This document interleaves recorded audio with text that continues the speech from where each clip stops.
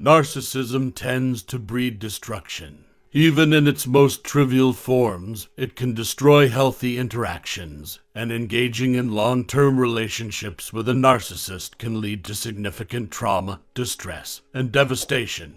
Unfortunately, there are many instances in which disengaging from a narcissistic relationship is impossible. But for the sake of self-preservation, learning how to set boundaries in these relationships is critical. An important key to understand when dealing with a narcissist is their unique capacity to twist reality, along with their seemingly impenetrable belief that what they state to be true is absolute. This makes communication with narcissists almost insurmountable. Arguing will only lead to a never-ending circle, reasoning will be completely ineffective, and emotional reactions only give narcissists more ammunition to use against you. Disengage when possible, and set limits when not. The depth of dysfunction that can occur when communicating with a narcissist has led some experts to recommend disengaging from them when at all possible. Disengaging takes away the fuel for the fire.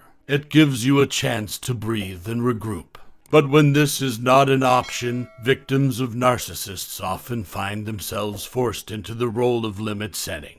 Understanding the need to set limits is imperative when interacting with a narcissist. Limits must be black and white, despite the very gray situations that can arise in life. Any wiggle room in setting boundaries will only help narcissists cross that line more quickly. The most basic method of setting a limit is learning how to say no to a narcissist. No is a complete sentence when dealing with a narcissist. Giving reasons why or offering alternatives to the situation at hand may seem reasonable when communicating in a healthy relationship. But in a narcissistic relationship, no needs to be the end of the sentence. Given a narcissist's nature, hearing no without any opportunity to argue, persuade, or manipulate will be extremely frustrating, and likely result in their behavior escalating, at least for the short term. However, over time, with steady limit setting devoid of any maneuvering room for them to manipulate the outcome, they may eventually move on to other victims. The narcissist's reactions to hearing no.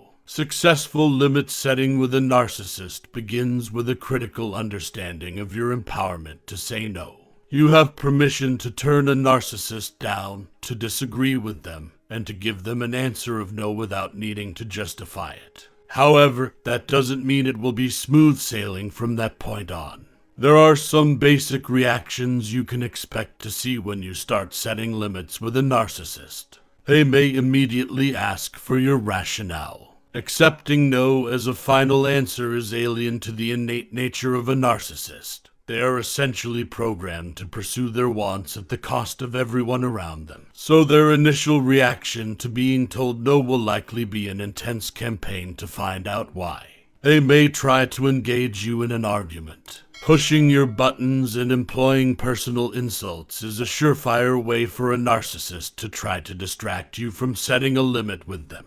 When the verbal abuse starts to fly, you can rest assured they are trying to move you from your stance, and dumping some of their anger on you in the process. They may alter reality. You may find yourself faced with completely absurd evidence from narcissists as to why no is unfair. Narcissists are particularly talented at ignoring reality and making statements that are blatantly false, but they make them with such bravado it will cause you to question what you know is real. This method, called gaslighting, is a very palpable way narcissists control the narrative around them.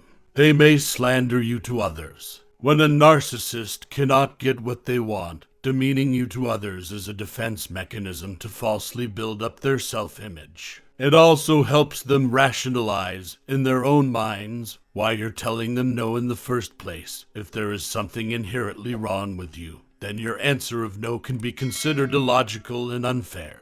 They may try to woo you. If the personal attacks fail to budge you, a narcissist often turns on the charm. Once the dust from hearing no settles, they may resort to pseudo-agreeing with you, but only with the hope that giving up a small battle will make you more likely to say yes the next time.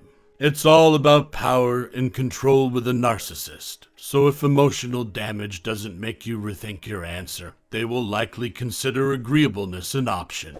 After all, image is incredibly important to a narcissist, and they ultimately want to be viewed as the victim when you set a limit with them, wearing down the defenses. Although the immediate consequences of telling a narcissist no may seem too challenging, limit setting is the only way to manage these interactions. With a lot of practice and refusing to engage in battle, regardless of how much they up the ante, you will eventually be rewarded with less interaction. However, this is a marathon, not a sprint. Narcissists will rarely give up completely, but you can, at some point, wear down their defenses little by little. In the end, try to remember the overarching truth that you are allowed to have your own opinions and make your own decisions, even if those disagree with the narcissist in your life. You have a basic human right to think freely, and you can exercise that right, even in situations that may seem nearly hopeless. It's time to take back your personal power.